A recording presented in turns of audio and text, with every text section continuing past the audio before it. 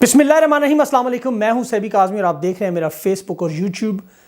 नाज़रीन, वही हुआ जिसका मैं आपको लगातार बार बार हर वीडियो में ये बात बता रहा था कि इन्होंने जो इकोनॉमिक हिटमैन लगाए हुए हैं, जिनका काम इकॉनमी को तबाह करना और पाकिस्तान को, इसके इदारों को एक एक करके इसके टुकड़े करके बेचना। और देखें, उसमें मैं आपको तफसील बताता हूँ कि PIA को ख़रीदने के लिए अरब अमारात, कतर ये सामने आ रहे हैं। बड़े बड़े आपके एयरपोर्ट्स अरब ममालिक लीज़ पे लेने को तैयार हैं। जो आपका रोजवेल्ट होटल है अमेरिका में, एक तारीखी होटल जिसके बारे में इल्ज़ाम लगाते रहे, जो झूठ निकला कि ये बेच रहे हैं, अब वो वाकई अमेरिका को बेचने के लिए तैयारियां हो चुकी हैं। तमाम सनती यूनिट, पब्लिक सेक्टर कंपनियां, ये बराह रास्त दुनिया के बड़े ममालिक को, जो इनके मालिक हैं असल में, उन्हें बेचने के लिए टेंडर मांग रहे हैं। उन ममालिक को बता रहे हैं। अब स्टील मिल एक वाहिद कंपनी थी जिसे रूस के अलावा किसी ने इसमें दिलचस्पी नहीं ली। इतनी इसकी इन्होंने तबाही निकाली हुई है, और वो भी इसलिए कि रूस ने इन्हें लगा कर दी थी। वो उसका बेबी चाइल्ड प्रोजेक्ट था, इसलिए रूस उसमें इंटरेस्ट ले रहे हैं, लेकिन ये रूस को बेचेंगे नहीं। ये अमेरिका या किसी यूरोप की कंपनी के हाथों, जिसे कहते थे कि PIA लें तो स्टील मिल वैसे ही आपको मुफ्त दे देंगे, औने पौने दामों में बेचेंगे। ये काबीना की कमेटी का निजकारी का इजलास हुआ और ये पूरा प्लान अब सामने आ चुका है। इस प्लान के तहत वो तमाम इदारे जो ठीक हो सकते थे, बल्कि किए गए, इमरान खान ने PIA ऑस्ट्रेलिया तक चला दिया, ये से अब बेचने जा रहे हैं। आलमी ताकतें पाकिस्तानी इदारों की बोलियां लगा रहे हैं, क्योंकि हाकिम वही लोग हैं, ये वही लोग हैं कि जिनका मकसद था, इन्हें हुकूमत में लाने का सिर्फ यही मकसद था कि मईशत तोड़नी है तो वो बर्बाद करने हैं इदारे, और फिर इन्हें जो बेचना है बेच रहे हैं, जो गिरवी रखना है गिरवी रखें, और उसमें से कमीशन लेकर अपनी औलादों को, अपने ख़ानदान को अमेरिका, यूरोप में, वहाँ पर बेल्जियम में इनके लिए फार्म हाउस लें, प्लॉट्स लें, जगह लें। क्योंकि करप्ट न्यूट्रल और करप्ट उसके सरबराहान कह चुके हैं कि हमें करप्शन से कोई गर्ज नहीं, ये हमारा मसला नहीं है। इसीलिए वो खुद अपने कपड़ों पर, वर्दियों पर कलफ लगाए हुए जराइम पेशा लोगों के सामने बैठ कर उन्हें ब्रीफिंग भी देते नज़र आ रहे हैं। जिस इंडस्ट्री को वबा के दिनों में मईशत को जिसको संभाला हुआ था जिस शख्स ने, और इस मुल्क को ऐसे हालात में जोड़ के रखा होता, इकॉनमी को 6% तक पहुंचाया, इस इंडस्ट्री पर इन्होंने 10% टैक्स लगा दिया ताकि आइंदा कोई ताजर, कोई सरमायाकार ऐसा सोच भी ना सके दोबारा। बांग्लादेश पहले गई थी, अब तबाह कर रहे हैं।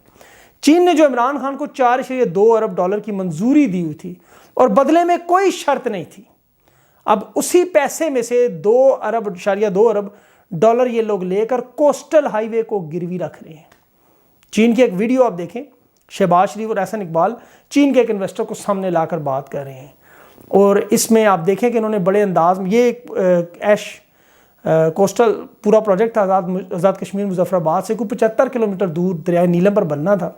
कैपेसिटी इसकी 300 मेगावाट, और इसको ढूंढने के लिए बड़े डोनर्स ढूंढते रहे फंड्स के लिए, लेकिन उस वक्त मिले नहीं।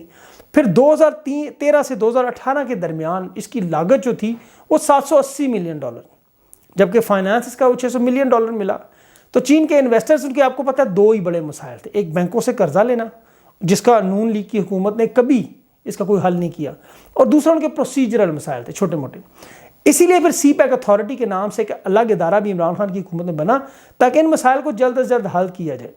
लेकिन इस हुकूमत ने आते साथ ही CPEC अथॉरिटी को पहले ख़त्म किया, और अब ये कह रहे हैं कि जिस प्रोजेक्ट की फंडिंग पूरी नहीं हुई, इसीलिए इसे 2029 के प्लान में ये प्रोजेक्ट रखा ही नहीं।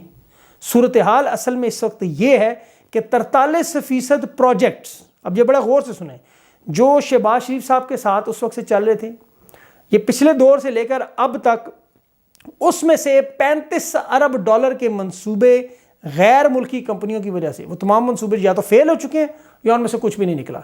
और ये बात खुद अयाज सादिक की सरबराही में जो कमेटी बनी थी, ये भी उनकी खुद उसमें फाइंडिंग्स है। मिसाल के तौर पर तुर्की की कंपनियों को उन्होंने दिया था वेस्ट मैनेजमेंट, वो कूड़ा क्रिकेट उठाने के लिए। 2012 में एक अलबुराक थी और एक ऑसपाक, दोनों ने पाकिस्तान पर अब केस ठोक दिया है। मतलब 5000 टन उन्होंने कूड़ा उठाना था, लेकिन काम ही नहीं हो रहा था बिल्कुल भी। फिर उस्मान बुज़दार ने उस हुकूमत में कोशिश की कि ये कॉन्ट्रैक्ट ख़त्म किए जाएँ, लेकिन इन्होंने ऐसी डील की हुई है, ऐसी गेम डाली हुई है कि अगर आप कॉन्ट्रैक्ट ख़त्म करें तो फिर आपको कोर्ट में ले जाते हैं, वहाँ आपको पैसे देना पड़ते हैं। इमरान खान ने पिछले साल रेकॉर्ड एक का जुर्माना माफ़ करवाया था, आपको याद होगा। इसी तरह फिर तुर्की में भी जाकर अर्दगान से मिलकर वहाँ पर एक बहुत बड़ा जुर्माना उनसे भी माफ़ करवाया। अब ये एक दफ़ा फिर जो है ये गेम करने जा रहे हैं उन्हीं कंपनियों के साथ मिलकर, ताकि किकबैक स्कैंडल्स हो। मुल्क की सियासत में न्यूट्रल्स की मदद से یہ گیم یہ کر رہے تھا کہ تحریک انصاف کے لوگوں کو جو الیکشن لڑنے جا رہے ہیں انہیں ڈرایا جائے، انہیں ان کی ویڈیوز کا کہا جا رہا ہے کہ آپ کی ویڈیوز آئیں گی، آپ اسمبلی میں واپس آئیں۔ مقصد ان کا یہ ہے کہ تحریک انصاف میں سے ایک بلاک بنانے کی بڑی کوشش، سر تن دن کی بازی لگا رہے ہیں دوسرے معنوں میں، اپنی تک الیکشن لڑیں۔ اب یہ کہا جا رہا ہے کہ ان لوگوں کو آپ ٹکٹ واپس کریں، آپ پی ٹی آئی کے اس پہ بلے پر نشان پر ٹکٹ نہ لڑیں۔ ان لوگوں کو ہر صورت میں تحریک انصاف کو توڑنا ہے۔ دوسری طرف ان کے اپنے اتحادی چھوڑنے کو تیار ہیں۔ ایم کیو ایم نے آج 45 منٹ میں نیول جہاں وہ شہباز شریف صاحب گئے وہاں پر ایک ارجنٹ میٹنگ کی اور گارنٹی مانگی کہ ہمیں اب کراچی دیں۔ اب کراچی کے حالات یہ ہیں کہ دنیا کے بدترین شہروں میں 5ویں نمبر پر آیا ہے۔ وہاں زرداری صاحب پورے پاکستان کو کہتے ہیں ہم 110% ترقی، اچھا 110% یہ ضرور ایڈ کرتے ہیں چاہے وہ ترقی ہو، اسی لیے تو 10% کہتے تھے۔ اب دیکھیں 10 اس شہر کو یہ ایم کیو ایم نے کہا یا تو ہمارا پورا ہمارے حوالے کریں، فل ہولڈ دیں، تو یا پھر ہم آپ سے نکل رہے ہیں۔ اب گارنٹی شہباز شریف نے دی ہے۔ چودھری شجاعت نے پنجاب میں ان کی سیاست پر ایک بڑا ڈنٹ چودھری وجاہت نے اپنی ایک نئی آپ کو پتہ جماعت کا اعلان کیا، کھل کر انہوں نے کہہ دیا کہ آصف علی زرداری صاحب کو جو ان کے بھتیجے ہیں چودھری سالک، وہ ڈالرز دینے کی باتیں کر رہے ہیں۔ اب کھل کے دیکھیں خود باتیں سامنے آ رہی ہیں۔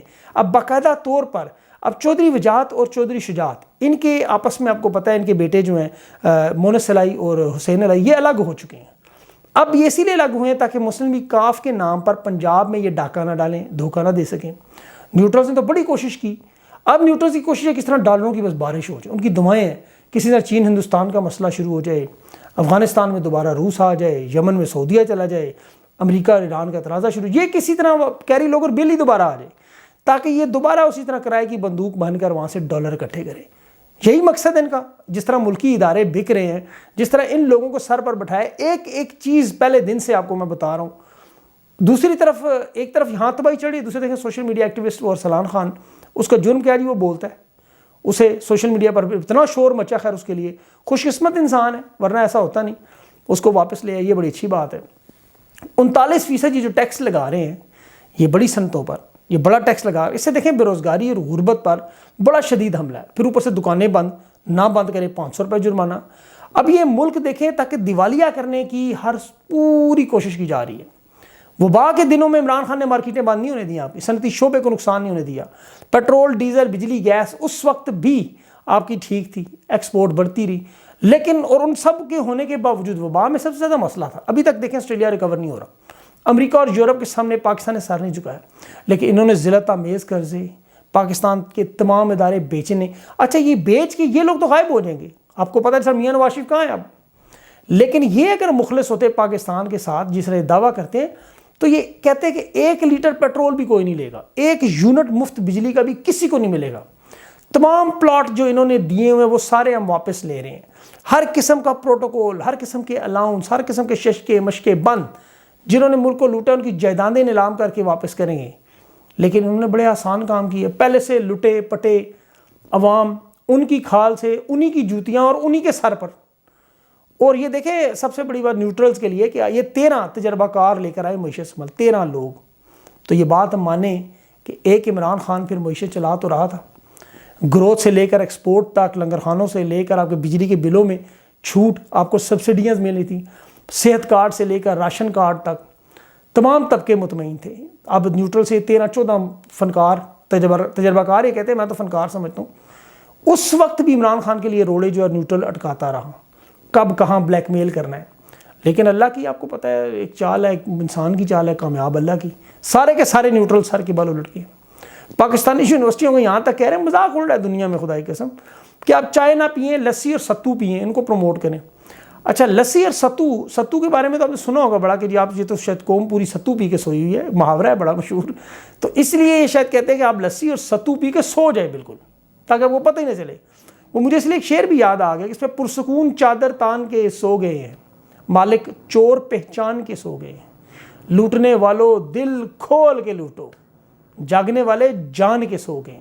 یہ جان کے سو گئے ہیں بلکہ ان کے ساتھ مل بھی گئے ہیں۔ ظاہر ہے چوکیدار نیوٹرل ہو جائے تو پھر ڈاکہ ڈالنے کے وقت ملک کے ادارے تو دور، یہ ملک کی عزت اور غیرت بھی بک جاتی ہے، تو پھر ادارے پی آئی اے ہے، اسٹیل مل ہے، آپ کے بینکس ہیں، انہوں نے ایم سی بی بیچتے وقت بھی پتہ ہے میاں منشا کے ساتھ کیا ڈیل کی ہوئی تھی۔